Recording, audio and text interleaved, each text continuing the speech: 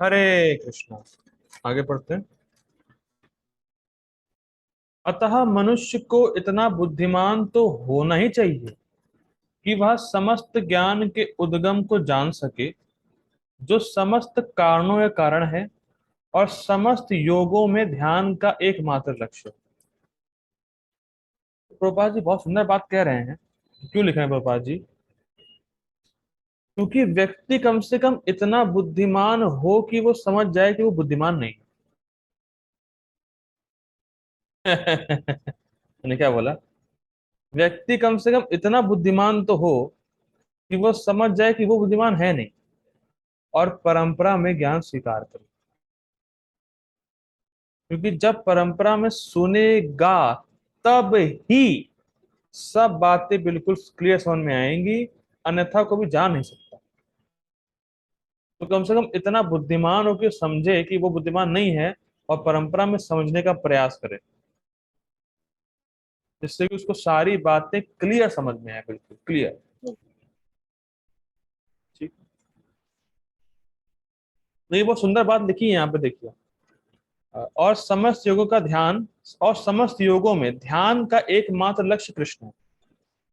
देखिए, कभी कभी आप लोगों ने स्कूलों में देखा होगा, जैसे मान लीजिए किसी व्यक्ति की मृत्यु हो गई या कुछ बुरी परिस्थिति आ गई, तो असेंबली में जो प्रिंसिपल होता है कहता है, सब लोग हाथ जोड़िए और ईश्वर का ध्यान करिए, जिससे कि वो जो है 2 मिनट ईश्वर का ध्यान करिए, शांत रहिए, जिससे कि वो सारे कष्टों को दूर करे। तो मुझे तो पहले ये बताइए कि जब आपने ईश्वर के बारे में सुना नहीं, उसका ध्यान कैसे करेंगे? कई बार लोग ध्यान का नाटक करते हैं, लेकिन पर बात तो ये है, जब भगवान के बारे में सुना ही नहीं, तो उनका चरित्र या उनके गुण उनके मन में आएंगे कैसे? अदृष्टात अश्रुतात् भावा ना भावोपजायते। जो सुना नहीं, जो देखा नहीं, मन में आता नहीं, तो भगवान के बारे में जो सुना ही नहीं है, तो किस चीज का ध्यान करेंगे, ये बताइए। ईश्वर का ध्यान करो, मौन रहो, हाथ जोड़ लो, प्रार्थना करो। अरे भैया, किससे करें? कौन है ईश्वर? बताओ तो, कौन है, कौन ईश्वर? मेरे स्कूल में 2 मिनट का मौन व्रत, साइलेंस, हाँ ही होता है। भाई बताओ तो पहले, भगवान है कौन? जैसे कर्म कांड में होता है, वो हर बार ये कहते हैं, इसका ध्यान करो, उसका ध्यान करो, ऐसा देखो, सोचो ऐसा। अरे भैया, तब सुना ही नहीं है, सोचेंगे कैसे? जो चीज सुनी नहीं, देखी नहीं, मन में कैसे आएगी? ध्यान कैसे होगा? तो लोग प्राय नाटक करते हैं ध्यान का, और सोचते हैं दुकान के बारे में, पैसे के बारे में, फलाना धमाका। उनके दिमाग में वही चलता रहता है, भगवान के बारे में सुना नहीं कभी। ठीक है, आगे पढ़ते हैं। जब समस्त कारणों या कारण का पता चल जाता है, तो सभी गे वस्तुएं ज्ञात हो जाती हैं। ये बात स्पष्ट है। गे वस्तुएं मतलब जिनको जाना जाना चाहिए। तो जानने योग्य वस्तुएं समझ आ जाती हैं, जिसका संबंध भगवान कृष्ण से होता है। अगर हम भगवान कृष्ण को समझ गए, तो इस जगत में जो भी जानने वाली वस्तुएं हैं जो भगवान के संबंध में है, वो हम जान जाते हैं। ठीक है। और कुछ भी आगे नहीं रह जाता। ठीक है, आगे पढ़ते हैं। वेदों का मुंडक उपनिषद कहना है, कस्मिन भगवो विज्ञाते सर्वम इदम विज्ञातम भवति।